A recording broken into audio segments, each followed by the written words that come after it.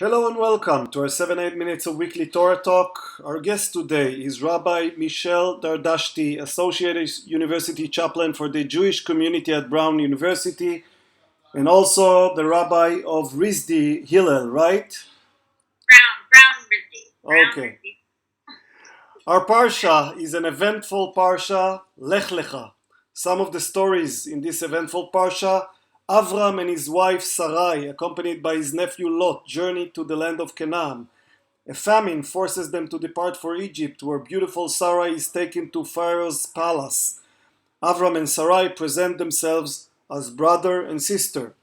A plague prevents the Egyptian king from touching her and convinces him to return her to Avram. God seals the covenant between the parts with Avram, in which the exile and persecution, galut of the people of Israel, is foretold, and the Holy Land is bequeathed to them as their eternal heritage. Still childless, Sarai tells Avram to marry her maidservant Hagar. Hagar conceives and flees when Sarai treats her harshly. An angel convinces Hagar to return and tells her that her son will father a nation. Ishmael is born. God changes Avram's name to Avraham, as we know him today, and he changes Sarai's name to Sarah. He promises that a son will be born to them. Abraham is commanded to circumcise himself and his descendants.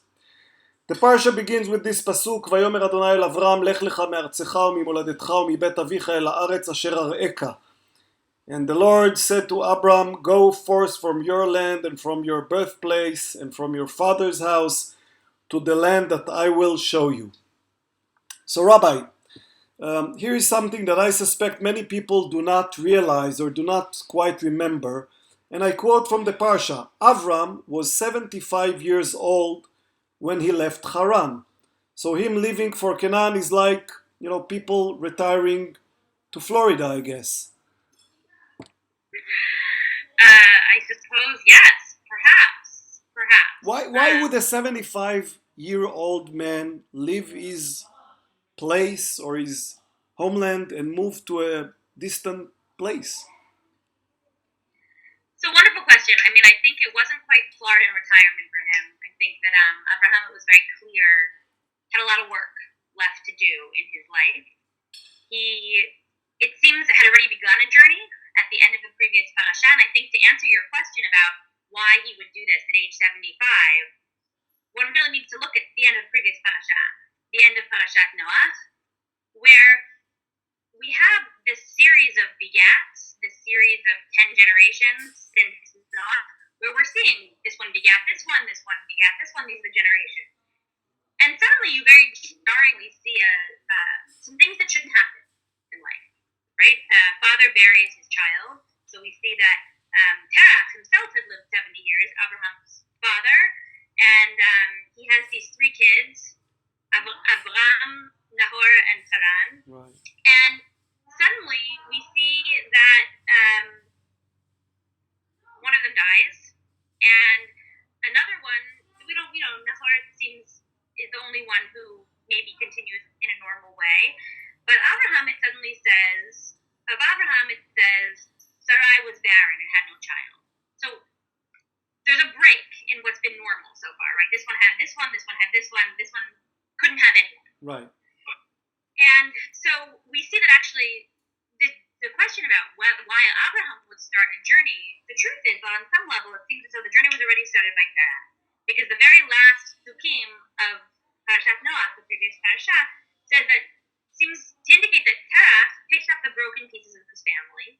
The only person he does not take with him is Nahor and his family. Right. But he takes with him Avram and Sarai and Lot, who's been orphaned. The broken pieces he picks up, and it actually says that they were setting out for the land of Canaan.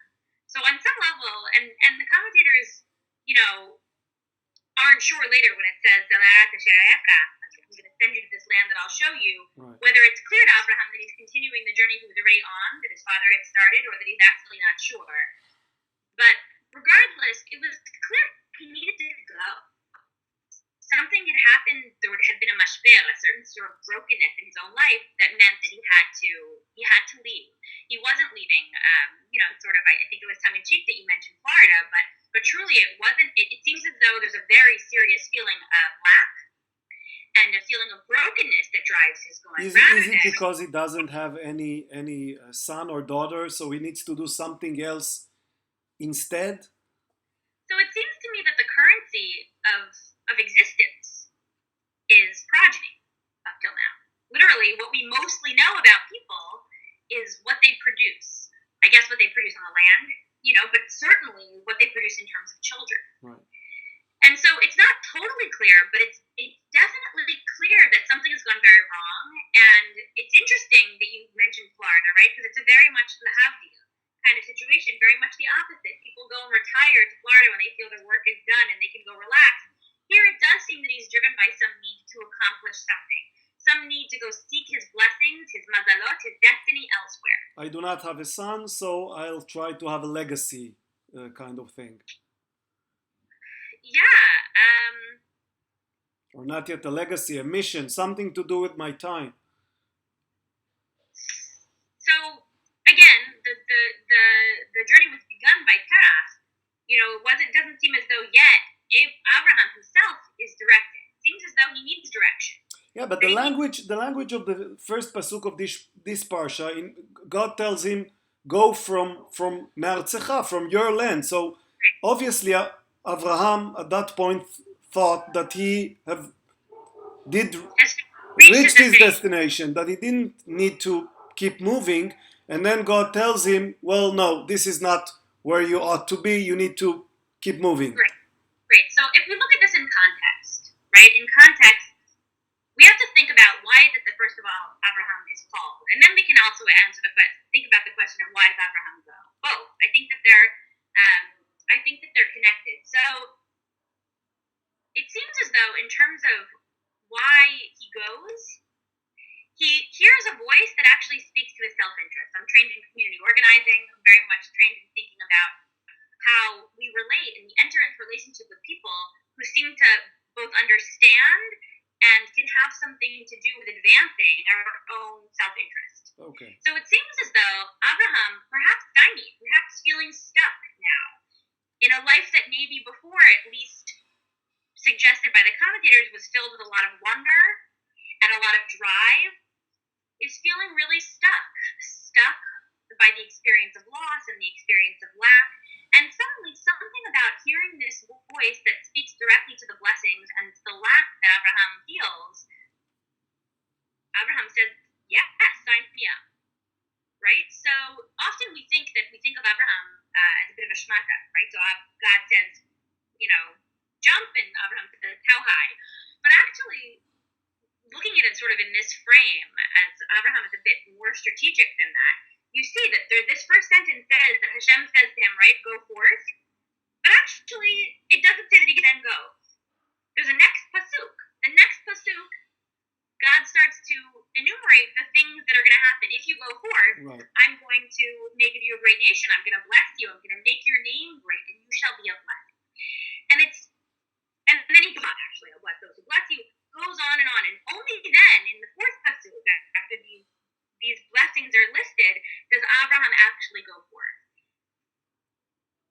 So it's interesting, I think that, well, I can pause there. I don't know if you want to ask me something more about that. No, it's okay. Just keep going. So, I think there's a way in which the question is often asked, why is Abraham chosen? Why is Abraham chosen? And the thrust of the midrashim that go to explain that question, because the Torah does not tell us, really the root of them talk about Abraham as somebody who is driven, who asks questions and answers them, and somebody who has wonder, quite frankly, who has a wonder that sort of allows him to sort of access answers and faith. And it makes sense, by the way, the thrust of these commentaries, also because it's what the Torah and what it seems like God has lacked in a leader or in somebody to carry forth God's mission, right? If you look at the track record, Adam v'Chava, Adam and Eve, Cain v'Hevel, Noah, Migdal Bavel builders, the Right. Tower of Babel builders, they've all in some sense been fearful of the world and lacked trust in instruction given them and explicit mention that was given to them that they are blessed. Cain was told, hey, don't need such immediate gratification. Know that if you do right, everything's going to be okay. They couldn't take it, right? Noah too, told he's gonna he's gonna inherit the earth, but he seems like he needs coaxing to come out of the ark, right? They're trying to build inward. Suddenly we have a character that it makes sense that the rabbis describe as somebody who went out to seek answers and to seek wonder, driven by a belief in the unity and goodness around him and in the world. So it makes sense to me that now, if that is the case with Abraham, which makes total sense looking at what's been lacking in the previous attempts, right, to really start over and have someone carry out a mission into the world of what Hashem is looking for, it makes sense to me that Abraham would be called upon now by God. It's exactly the point that maybe the Kadosh Baruch Hu realizes that maybe this person, this gem of faith and wonder, is going to start doubting his blessings and lose direction. So I wonder perhaps if the reason that we're not told enough, or very much at all, about why Abraham chooses God is to make the experience of calling relatable. To say to us that actually all of us can and should be able to cultivate a sort of trust that at our time of need and lack, a voice reminding us of our blessings, promising us that in fact the blessings are within us, right? Lech Lecha, that actually these blessings, it's very interesting, right? That the indication, this use of Lech Lecha that gets so much commentary is perhaps saying to Abraham, hey, you can do it, you can continue your journey, and actually they're in you already. So we should just search, look for the call, and then follow it. Yeah, that in fact, at the moments that we feel most at loss, most broken, most hopeless, that actually our life has purpose and mission, and that things that we hoped would be our future will be our future, we need to trust that we can trust to know that actually those blessings do lie inside us. If we're able to lech lecha, if we're able to quiet ourselves enough to lalechet lifnei, right? The big difference people talk about in terms of Noah and Abraham is that it said about Noah that et Elohim hitalech Noah, that he walked with God, but that Abraham had the courage to hitalech lifnei, and through that he actually was I think it uses the same word that it uses for Noah, tamim, wholehearted. That wholeness comes from the ability to listen enough and to step forward, knowing that actually we have the capacity within us. We have the blessings within us. If we're able to trust and hang on, we'll get there. We'll get to the promised land. We'll get to the blessings that we need to have. That's a good way of ending our Torah talk. Thank you, Rabbi, and Shabbat Shalom.